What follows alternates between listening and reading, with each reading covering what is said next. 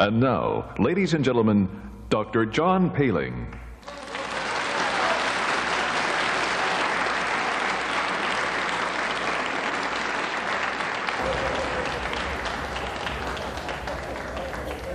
Tonight, ladies and gentlemen, I have, as a Britisher living in America, a very good opportunity to share something with you.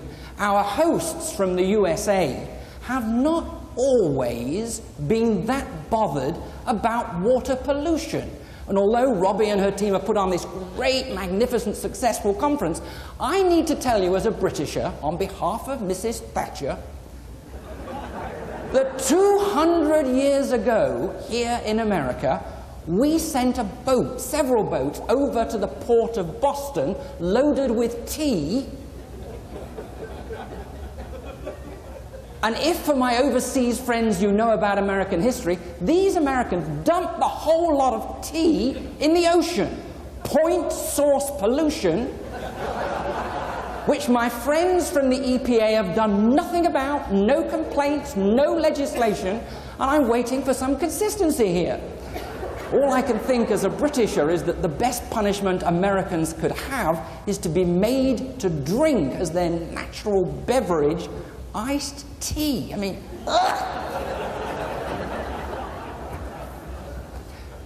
At the end of that episode of tipping the tea into the ocean, many of you know that was the start of the American Revolution, when the Americans kicked the Brits out of this big and beautiful country.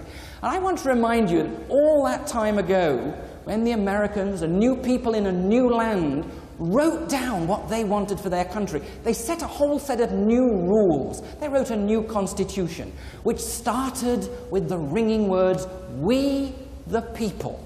And they wanted liberty and freedom and pursuit of happiness. And in that memorable, historic document for the USA, there was no mention of water or the environment.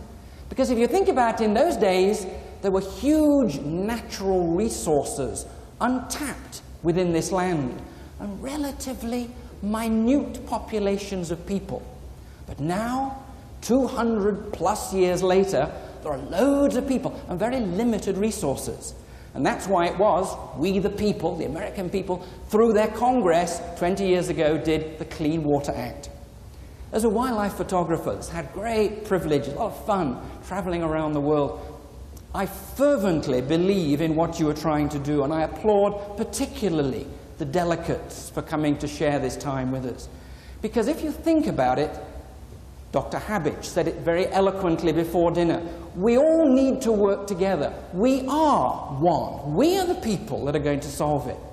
And I tell you that because a friend of mine, who is a writer and composer of music, wrote some words which really embellishes that theme. And if you would, I'd like you to listen to them. Can we have the music, please? The unity of humanity.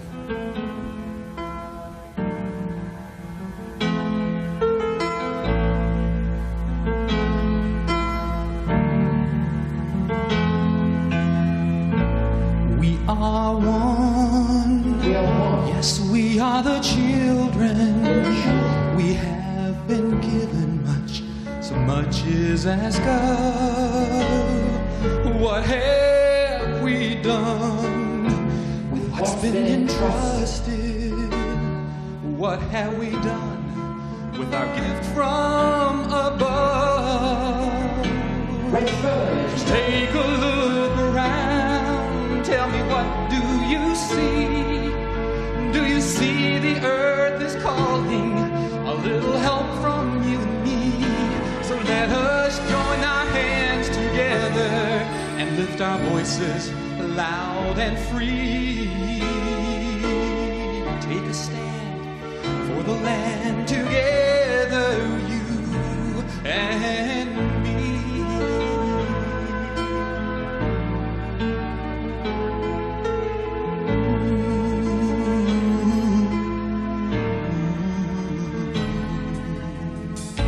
Now we are one.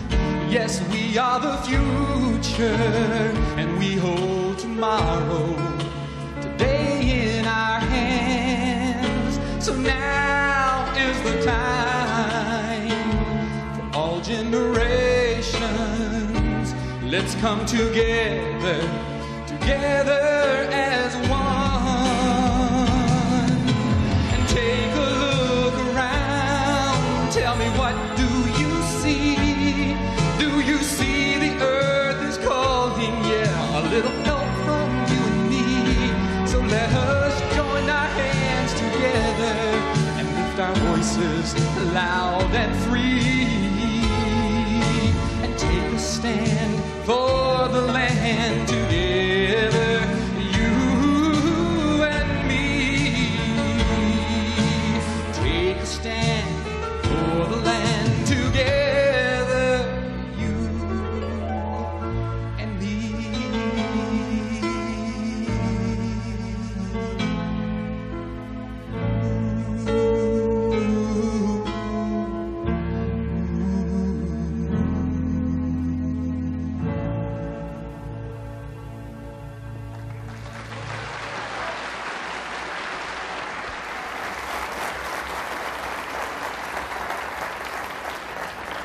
I was going to mime it, and then I chickened out, ladies and gentlemen.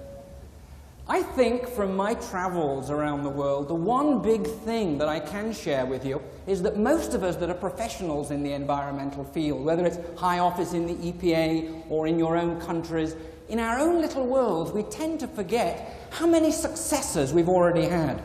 And as I go around, I really do think if there's a single lesson that I can radiate and share with you, it is that we have a great deal to be thankful for. I mean, I often tell people, and I'm aware before I say this in detail, that many of the delegates come from countries where there is still great poverty and where there are still great water resource problems. But for most people in the world, I think we live better than presidents and shahs and queens did a few years ago, 200 years ago for sure. And I think we need to take gratitude and take strength from that.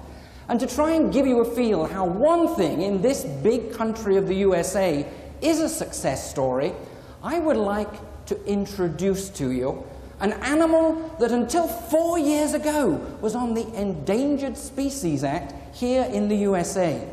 And what I'd like to do is, particularly for my friends and guests from abroad, to show you a body of water not 100 miles from where we are, southeast of America, and this particular animal that dwells there you will recognize and is truly notorious.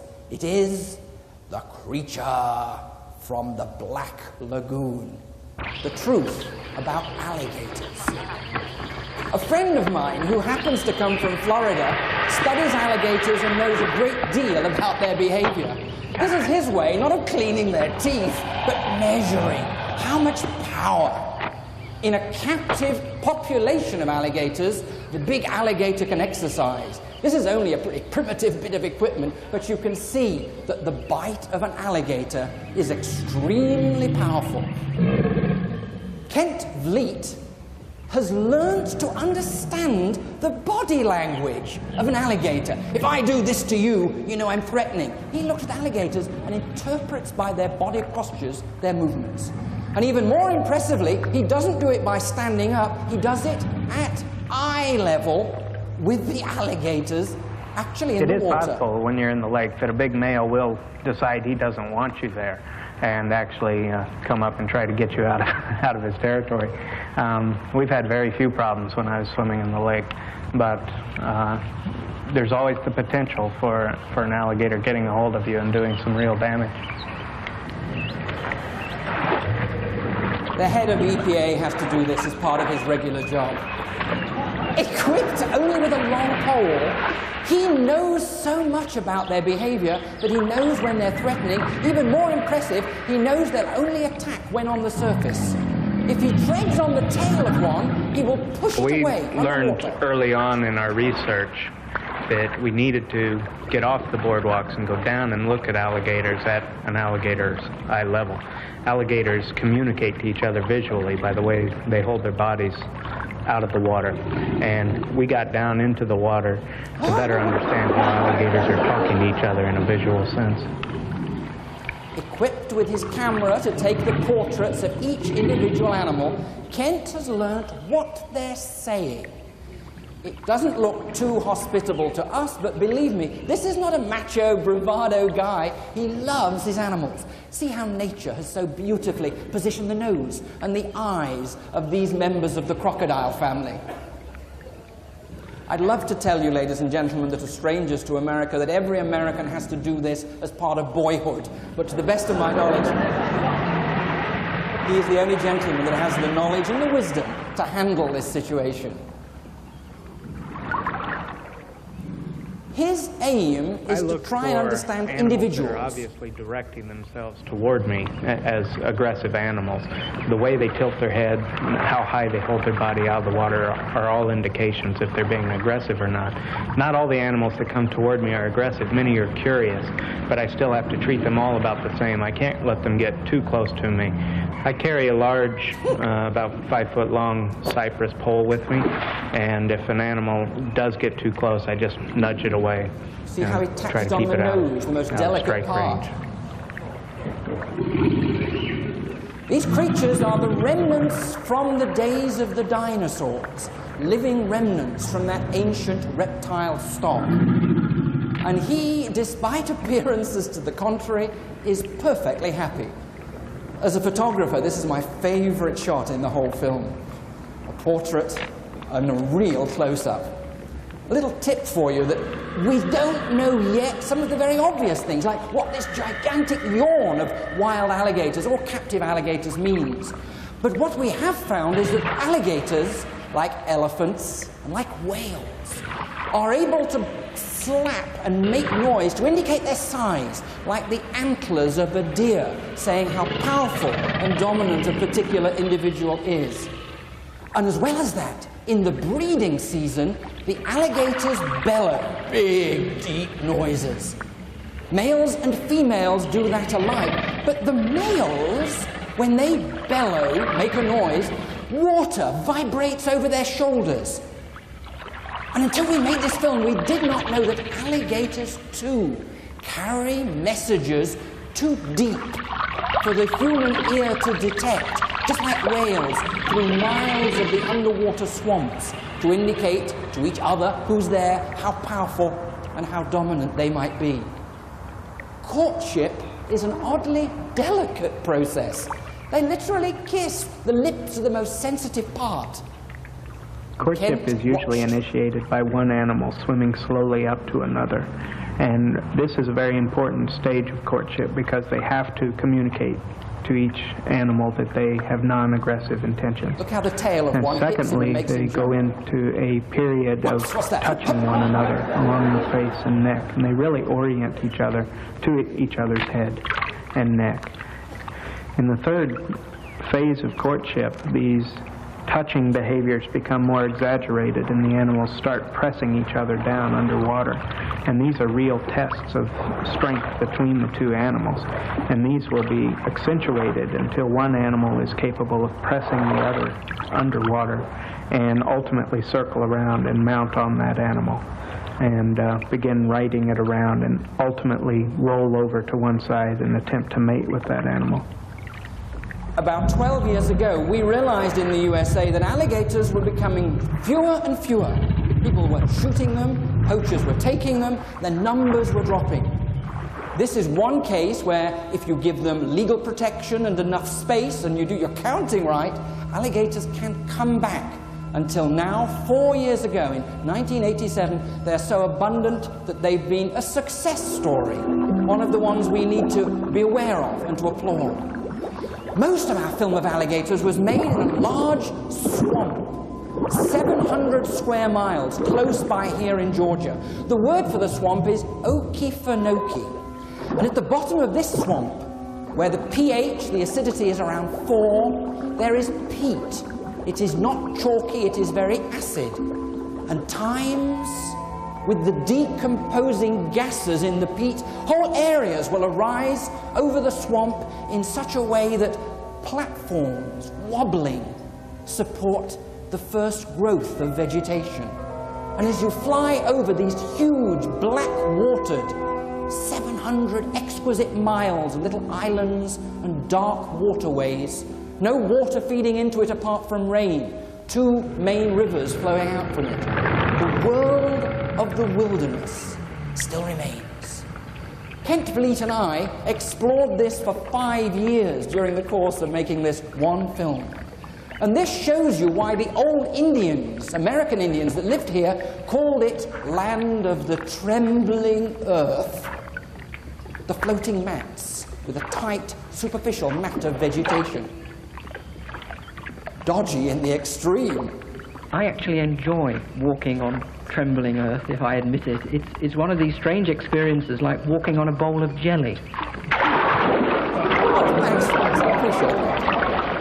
You're never afraid of alligators because, in truth, though they can be very fierce, they prefer to keep well away from you. And in all of recorded history, I was astonished to find that although this American alligator, this is the one country where it lives, is so abundant, only 8 people have ever been killed by alligators. Leeches are a different story. People hate leeches. They have too few legs, you know, they're like worms and snakes to many people. But this is part of nature's balance too. And I always enjoy telling people that from an animal as unprepossessing as that, as awful as that, we have got chemicals that have benefited the medical profession in terms of being able to keep blood for longer periods. But let me show you now the sorts of things that excite me as a flea, fur and feather man, little bugs and beetles. In this swamp, which is so acid, very few plants can naturally live. But there are certain plants that seem to break the typical rules of nature, because these plants feed on animals. They feed on flesh and blood. A tubular pitcher plant with a nice smell within the tube, sweet taste to lure an insect within. Inside, as the insect begins to feed, it gradually begets duped and finally struggles to get out of what look like windows. These are artificial windows, imitations at the back of the leaf, and the little insect gradually struggles until it weakens itself and then drops below that artificial window layer into an acid bath in a plant. The horn of death. In such acid waters, the plants can't get the nitrogen that they need as an access. Here's another tiny plant, no higher than my thumb. It's called, in American, a sundew. The little droplets, like the fresh dew from a morning mist. It's a plant that also needs to trap insects to get the nitrogen. And here in the Okefenokee swamp, so close to where we all are tonight, little incidents like this. A caterpillar looping towards the delicate morsels of the sundew leaf gets entrapped. It's actually dealing with a plant that can feel. The plant moves, speeded up 20 times to embrace in its deadly grasp. And the little particles of dew stick together, become acid, first quieten, and then dissolve the goodness from their corpse before opening up once more like a real sun. This waterway of Okefenokee is run as a national park by the Fish and Wildlife Service here in Georgia. And if any of you would like to go for a peaceful, quiet view of a swamp like this, it's easily accessed from here. Nighttime in Okefenokee becomes a different world. I'm sure all of you in your technical worlds, and also I know we have some limnologist friends here, when you go into water, when Reg and I were composing words for this conference, what is there so deep in our psyche that makes water call to you? Whether it's the sea or fresh waters, isn't there something so deep that gives you relaxation and gives you peace? That depth of our long-term human relationship with water is embodied if you come out to a swamp at night. Your heart slows to the beat of the wilderness. Alligator eyes glow like cats, enabled to use what little light there is twice. And these spooky images of a swamp with wild alligators, studied and looking with the same behaviors as must have existed 300 million years ago. These creatures are basically unchanged. They have a little yellow ring around their eye, which seems to be to reflect light in. American football players often have black to stop light reflecting, while hippopotamuses and alligators and crocodiles have been doing the reverse of that forever. Kent Vliet has licenses to study alligators in this acid swamp. A headlight on your hat is the best way to pick them out by night.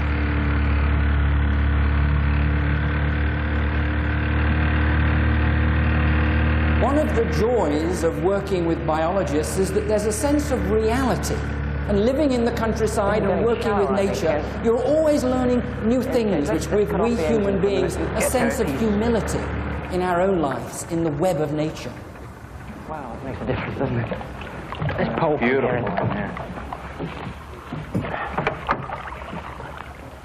Nice and quiet without that outboard. Sure thing. We speak of the web of nature for a good reason, but to my mind, there is also another metaphor we should use. I see nature less as a web than as a wheel. And we human beings are one end of one spoke of the wheel. The hub, the center of the wheel, is sunlight and plants and your resource, water. The very hub of all the life on Earth, as Dr. Habich was saying. But you can soon see if we humans are one end of one spoke, the more numerous we get, we imbalance the situation so that the wheel can no longer operate as it was intended to do. Here, at night, you can share the world of nature. It's the male frogs that make these little noises. The deeper the voice, the more sexy the frog is, by the way. In fact, we found in Trinidad some little frogs that can't get their deep voice go upstream until they get to cold water and it lowers their voice. They're croak, croak, croak. There are fewer females, but they do the best they can do. Yeah. So if you get home and your partner's sitting there in cold bath water, you'll know what to expect. The alligators have no wish to attack you. Their eyes glinting like the jewels of a raindrop show them and can enable the scientists to count them most readily. The water of this swamp is about as dark as a cup of tea. And the animals come and hunt, in part with their ears. The sense of hearing is very well tuned. Look how brown the water is. And can I tell you, ladies and gentlemen, we have filmed worldwide. I must have made 80 complete wildlife documentaries. Every single animal is as different as my friend from Morocco, or from Poland, or from Thailand, or from America. Every single amoeba. Some are pretty, some are cooperative to the cameraman. The diversity of life is as rich as we humans have diversity among ourselves. And it gives you a great sense of respect. This is how he catches the babies by hand to measure them. You're not allowed to do this without a license. This is what he has as a professional. And what's going to happen next, ladies and gentlemen, I assure you, was totally unplanned. 42.5 centimeters. 42? Mm-hmm. 42. Good. What's it reading? It's just at 200 grams. Watch it, watch it, watch it, watch it! Right at it. A baby alligator brings all sorts of adults, particularly their mother. Continually talking. Well, hang on, her jaws are open a bit. And Kent, you sure it's okay? I don't think it's a good idea to stay here. You want to put the baby back or what? Probably what I should do is just tap her on the nose and see if it scares her. They are often a little more brave at night than they are in the daytime. Watch, she's coming, Kent. Boy, she really concentrates on that. She just localizes right on the distress call. I think I better push her off. Are you sure? She's a little too close. This is not safe. She's not safe? No. How about putting the baby back? I don't think that's the best idea. Yeah, we're definitely at a disadvantage. That was an incident that was unprepared, I assure you. But we do know that alligator mothers are the best mothers in the reptile world. You know, they don't only guard their babies, they help their youngsters open the nest. They crack the shells in their mouth. They delicately carry their babies to dunk them in the water. And we found that that particular alligator recognized us 1 year later Although we hadn't harmed her, she got in the way between where we were and where her new nest was. She recognized us a whole year later. No animals are stupid. Give them their space and they can teach us lessons if we view them with humility.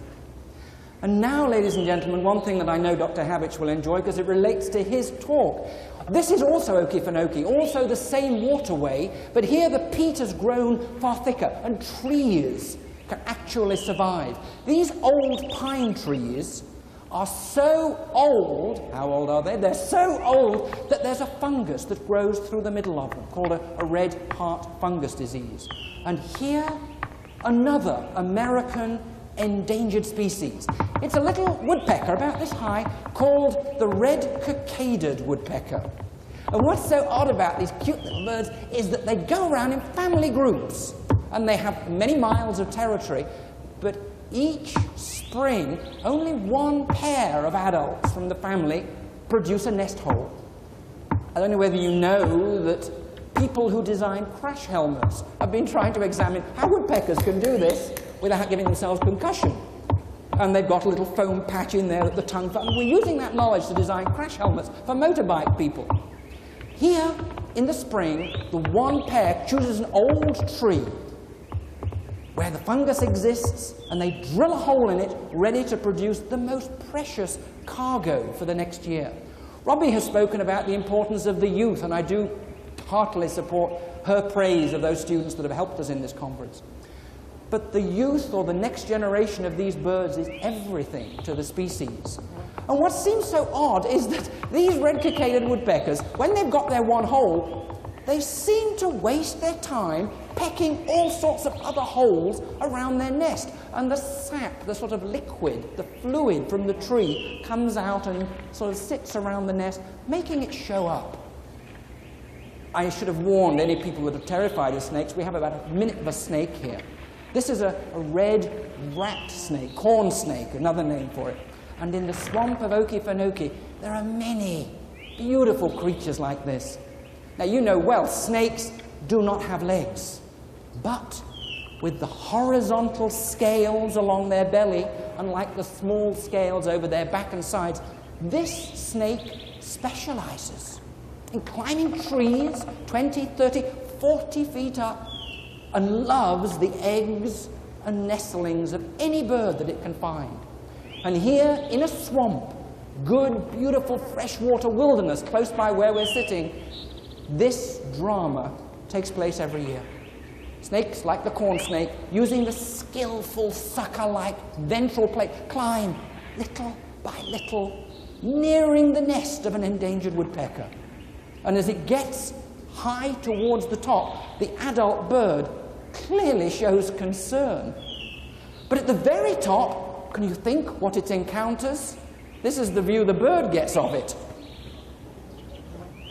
But don't forget what the bird did as a strange piece of behavior, ladies and gentlemen. It pecked all sorts of holes. And from those holes, the sap, the juices from the tree containing turpentine, also containing the juices from that fungus that lives here, has made it horrible for the snake to touch. It's acid and sharp, and when the snake's up there, it doesn't know whether to let go or to try and climb up higher and higher to try and reach the nestlings at the top.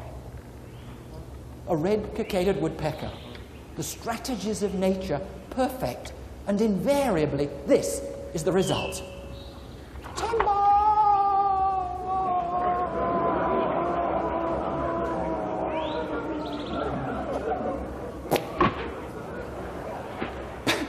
Bouncing on the soft pine needles below. This snake is always defeated by that technique. I love showing that. Why? Because who would have guessed that a fungus, only in trees that are left to grow mature, not the young trees of forests, the fungus is what determines whether that species would survive. Talking of the interrelationships of nature, how many other examples can we only begin as biologists and water experts to guess that are there? And in Okefenokee, as elsewhere in nature, the tables can turn dramatically and quickly. And what was the predator can just as easily become the prey. Alligators, hearing the movements I was once attacked with an alligator during the filming, an alligator that had been blinded by stupid humans throwing stones at it and blinding it, but it could hunt by ear. And that was the one that attacked me as I was filming turtles in this film. Its ears pick up the movements of its prey, stealthily and determinedly. The realm of the alligator, now no longer an endangered species, left in the wilderness of Okefenokee, completes its capture.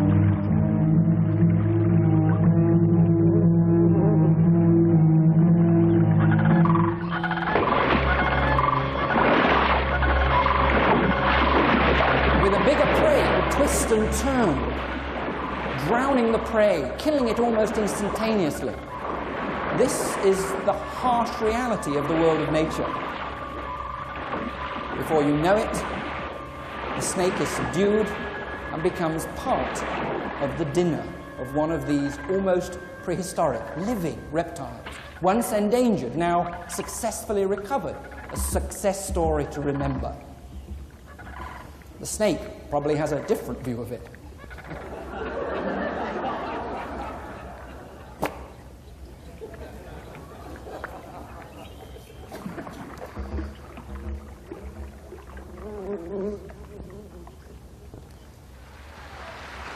I want to remind people that nature isn't always romantic. It isn't always the cuddlies. It isn't the big panthers or the big woodpeckers. It's the little creatures that make your world of water purification in estuaries and so forth work. And that's what we have a job getting the conservation message over. I'm not going to pretend to you, of course, that there are no problems in the world of the environment.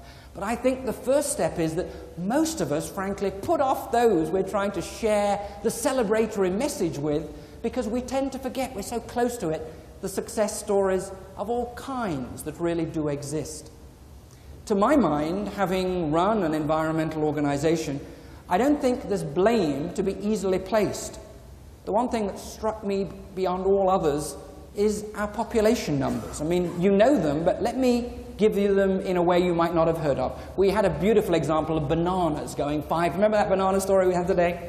Here's one for you. Do you know that since life first flickered on this beautiful blue water planet 4.5 billion years ago, it took all the time until 1850 before at any one time there was 1 billion human beings alive on this planet. It only took 80 years for the next, 30 years for the next billion, 15 years to the next, 11 years to the next, till we're now 5.5 billion, whatever it is, 5.3, and in 30 or 40 years we're going to double that population. And with these figures, however good we're trying to be, we all, to my mind, must see that as if you were a zookeeper keeping giraffes or lions in one enclosure, the resource is limited. And therefore, we're going to have more and more problems. And as Reg's son, we must work together to solve the problem. In fact, the more human beings there are, the less habitat there is, the more problems for you, ladies and gentlemen, in the water technology to solve. And I'd next like to share with you a remarkably dramatic story. South of Atlanta is the big state of Florida, where Disneyland is. And there, close by Disneyland, is where we have the big space station, Cape Canaveral, Cape Kennedy. That ocean estuarine waterway used to have salt water and marshes and a little black bird. Can we drop the lights and I will show you this remarkable and famous animal. In Florida, there was a time where these natural marshes were the home of nothing but animals. And now, instead, we've drained them, we sprayed them for mosquitoes years ago. And this is not blaming anyone, this has happened. But as a result, the marsh has lost all of the natural habitat, and now you may think this is a mistake. This is a prison cell in some primitive field. It's protected by 2 rows of barbed wire. It's a cage within a cage and a cage within that, covered, protected, to get access to these birds, for that is who these inhabitants are. There are 3 locks. Inside, special chemicals to disinfect one's feet. And these are 4 birds that remain from a whole wild population that used to be here in America. It's not rainforests. We in America, we in England, you in Ethiopia, you in Egypt, Morocco, we all have our problems. This is one American one. You see, the birds are protected and kept from each other because by now we had recognized there are great problems for this dusky, black-colored, black little seaside sparrow. They're kept separately with their own seawater, their own grasses, and little by little we spent energies trying to find females to mate with them. This is the last chance, the last possible opportunity for this bird that used to be so abundant on the east coast in the center of Florida. It was a waterway that we humans wanted for our increase of population and for our houses. And one of the things as I travel around internationally is I love to accuse myself, to suggest that even my most senior top table friends, and every one of you, we have as much responsibility as peasants in rainforest countries or people who are starving in Ethiopia. Because after all, if you want to think about it, one man from Oxford uses 150 times more resources than someone from Bengal or India. We are one. It is all our planet. And this little bird finally passed into total extinction on July the 20th, 1987.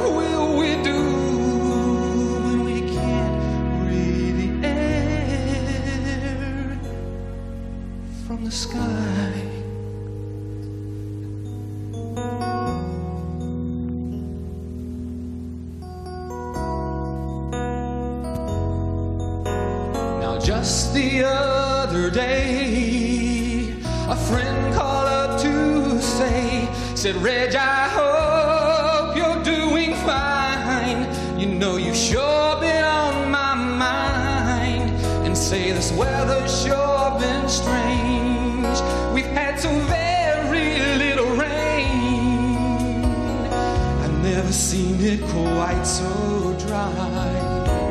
I wonder why. What will we do when all the rivers run dry? And what will we do when we can't breathe the air from the sky?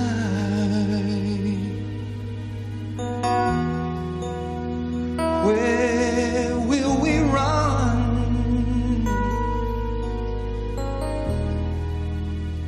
What will we do?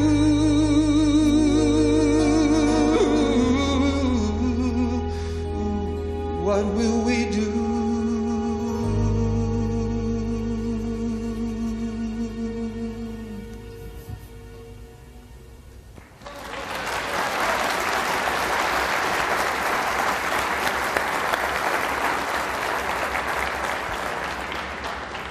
I still view, as a university professor, the best question I can give to my students, what would you do if you see an endangered animal eating an endangered plant? You know, let's face the real worries of the world.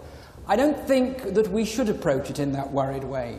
I think we should acknowledge, and Robbie, one of the things that I've learned, because I've spoken to many audiences, as you know, is I often used to be disappointed I couldn't persuade that gentleman or this lady to see it my way. And what's helped me, be more happy and I think more successful, is to recognize that I don't have the responsibility to convince my audience, your audience, what to do about the resource of water. I do have the responsibility to present my case to them as well and informatively and emotionally and factually as I can do. But remember the freedom that we people have? It's their freedom to take it or leave it. And not that I don't mind what they think, but it's given me the ability to respect and learn much more. Because I think if you listen, then in fact you tend to be able to influence that much more. And here are 3 quick points that are really semi-serious that I'd like to share with you. As an outsider to your particular concern of the water resource, when we celebrate these 20 years of Senator Muskie's Clean Water Act, I think the big problem is to make an event of it, because really, water is a chronic thing. If you live in an industrial place, we were talking to the ambassador from Morocco, providing you're in an urban situation you can turn the tap on, then it's hard to persuade people day in and day out to be really worried. I'm wondering whether with the success of this great venture, Robbie, there might be a chance to make what I would call an Earth Day for water, making all of the contacts that you built here to make an international event, to try and raise it from being the mundane to being something that everyone could celebrate on the same day. And I think the press would get that, and that might be a good message.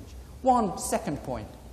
I loved and respected the gentleman from business who this morning proudly and candidly told us all, remember, the first job of any business is to make a profit. And I sensed that some of us really were cynical about that and felt that is how it should not be. My view, ladies and gentlemen, is that the business people of the world are the best unused allies for we people in the environmental community. I won't go on about that very much, except to say there are now people in companies, big, small, across the world, who are trying to do the right thing, and many of we traditional environmentalists have only been doing half a job. We've been using sticks, complaining, beating, telling them off, taking them to court with legislation, all of which is crucial. But who has been out there giving praises, patting on the back the companies that are genuinely trying to do something? Sure, we shouldn't be greenwashed, but I do honestly think that we, in the world of living together, where we are all one, can actually turn that world around. And my third little suggestion is, I love the lady who today suggested that we need to be spark plugs. When I came first to America, I learned a cliche. People are trying to sell you things, say, try and sell the emotions of it. Sell the sizzle, not the steak. You, in the water world, have the best image for a product that you could have. Refreshing, clean, a treasure. Precious is a word I've heard so many times. A treasure and a jewel. And we're trying to make people accept it. As we were planning to speak to you, I was thinking that perhaps if we all could be more convinced about the real treasure of what water is and radiate it, when we talk to groups big and small, I think you convince people far more with a smile on your face than you do with a frown. And that sentiment of water being a jewel makes literally every droplet sparkle like a diamond. And it's as precious as gold. And yet, it's free. There's a message. Rich.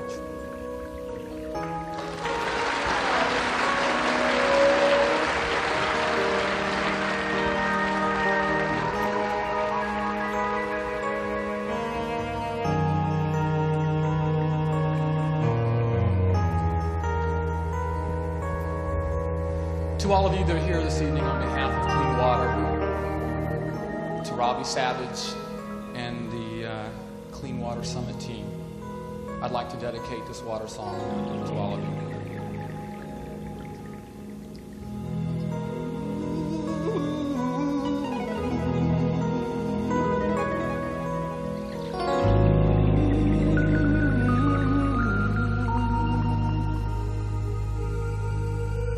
Cool, clear, refreshing, you flow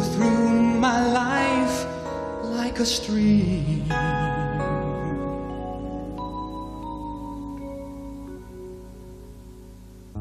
Sparkle like a diamond, more precious than gold, yet you are free.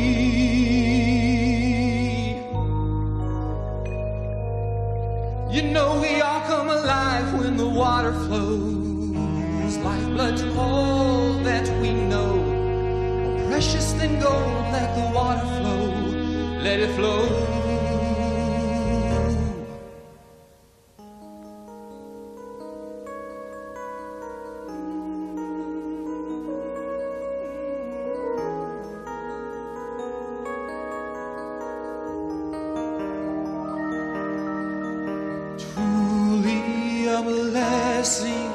A gift from the skies to me.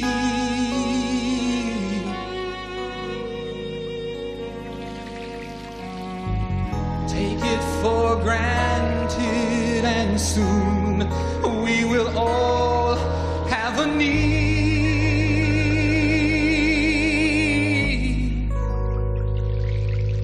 You know we all come alive when the water flows. Lifeblood to all that we know, more precious than gold. Let the water flow, let it flow. Ooh,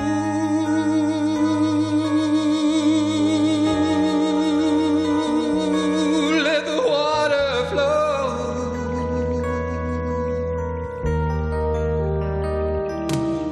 You know we all come alive when the water flows. Lifeblood to all that we know, more precious than gold.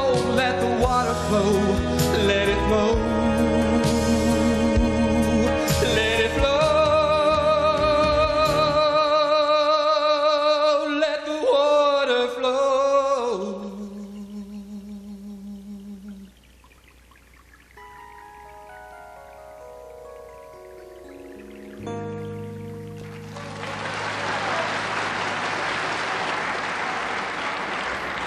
Greg has given you his celebration. I, like everyone else who's had the pleasure of meeting this international group, am privileged to give you something back. I started as a limnologist, a bug man, and I'm going to drop the lights and show you my celebration of life, and life, what's more, in water.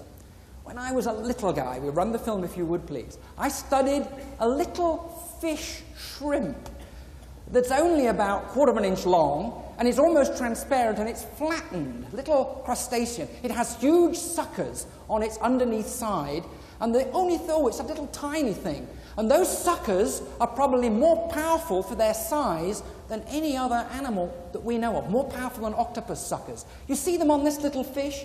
The fish is about an inch long. And these little fish shrimps are what I spent my time doing my PhD on. You see why I left that lot, can't you? Trying to interest people on fish shrimps.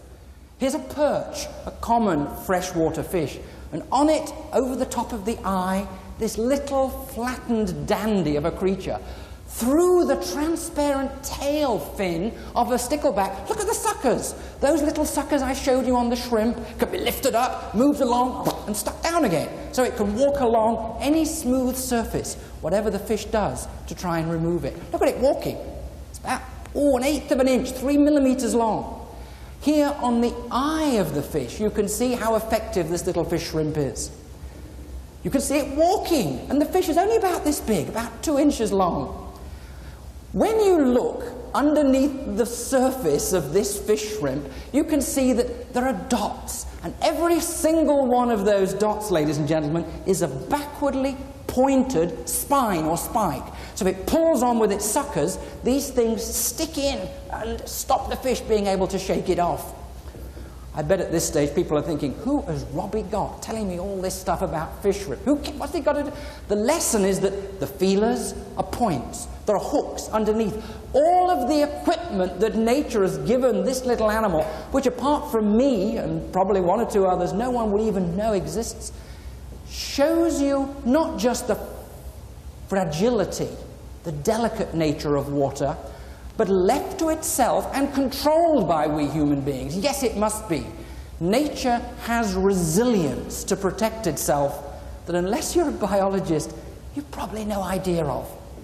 Let me tell you the story of my personal pet. This turns me, little fish shrimp that in running water can't beat its little legs quickly enough to stop being carried backwards in the current. But in slowly moving corners and in lakes, all fresh waters, many in Europe, many in America have this.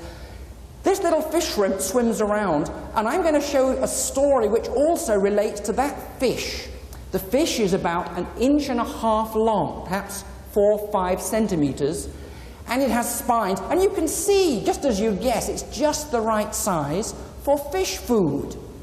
And you can see that if you follow the little shrimp, even though it's been attacked by the fishes, it's seemingly unharmed. It sits there with its suckers, preens itself, and then quite quickly, seemingly unaware that the fish is ready to engulf it, swims up into the open water once again. And this 3-spiked stickleback has one go, spits it out again. And ladies and gentlemen, do you begin to get the impression that this fish is not having things all its own way? It gradually gets into position, lines itself up straight on with the fish shrimp, and you can almost read its mind, ready to have a sudden gulp and get it down in one, because the little shrimp it's got it. You see, it swallowed it completely. Or did it? For there, inside the mouth of that little fish, see the eyes looking out, the suckers hanging out, the spines, the hooks. There's a resilience to nature.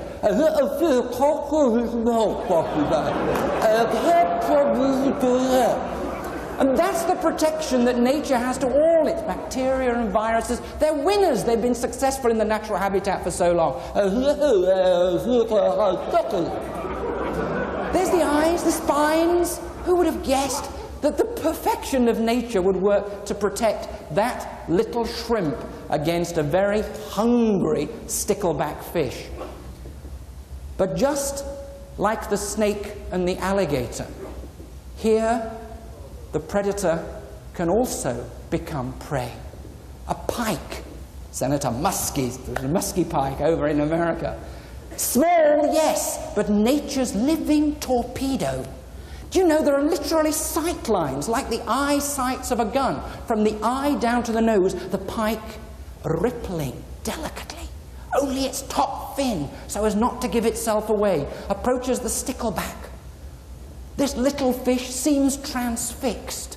It's only when the pike perfectly aligns itself, ready with one gigantic flick of its tail to grab the little fish and swallow it in one gulp. Get ready for it. The sight lines, when everything is perfect, one flick of the tail, and it'll all be over.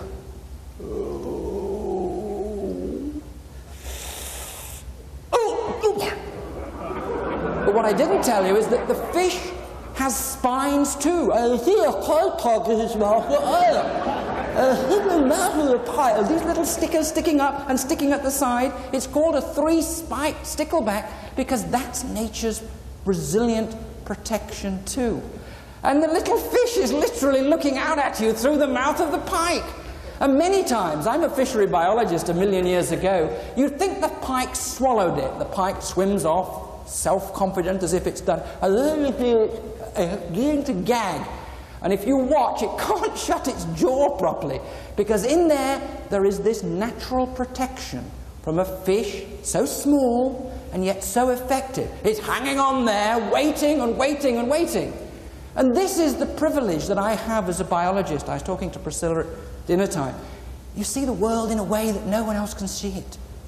I can be for you a conduit, a duct, to show you the miracles of nature. Who would have guessed that inside the mouth of a gigantic pike lives a living, surviving fish with its spikes sitting down? You see them? And inside the mouth of the stickleback is still the fish shrimp sitting there waiting for the whole thing to come out. Like a whole thing wrapped up one inside the other. Finally, the pike spits it out, and little stickleback tries between one another, and finally finds a quiet moment in between breaths My lovely pet, the little branchiorine crustacean, will climb with its suckers and its spines to the front of the mouth of the tiny fish and finally get to a position where the two animals can part company and nature can continue its way again.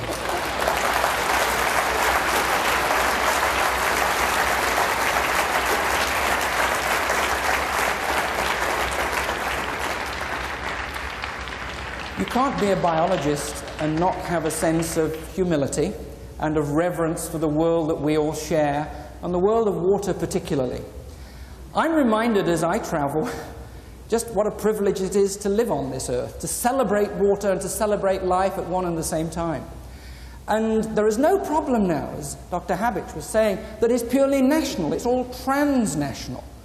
And in the same way as the Americans 200 years ago wrote themselves a constitution about the things that mattered, in your international presence, I'm wondering whether the time has not come to rededicate ourselves to the challenge of finding a constitution for the whole world.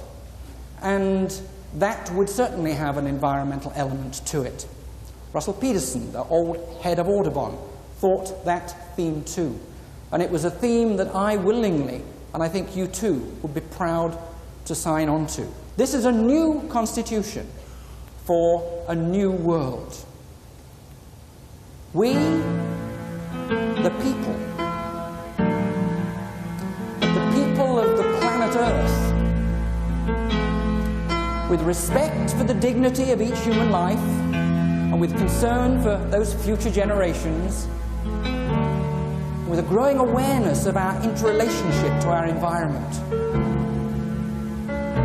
and with a recognition of the limits to our resources, and with a need for adequate water, air, health, food, justice, protection and self-fulfillment, we hereby declare our interdependence and resolve to work together in peace and in harmony with the environment to enhance the quality of all life everywhere. That's not too romantic and very much realistic to me. It is indeed a pleasure for Reg and I to be allowed to celebrate water, celebrate life with you.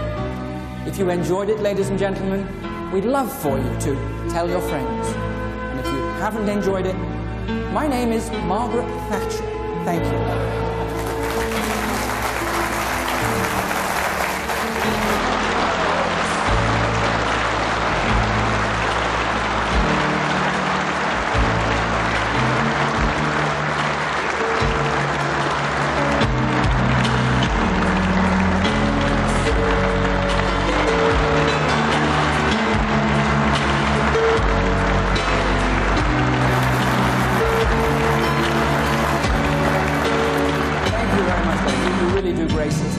I've just sent Reg away to get some words. This is a fun thing for us, as I know you know.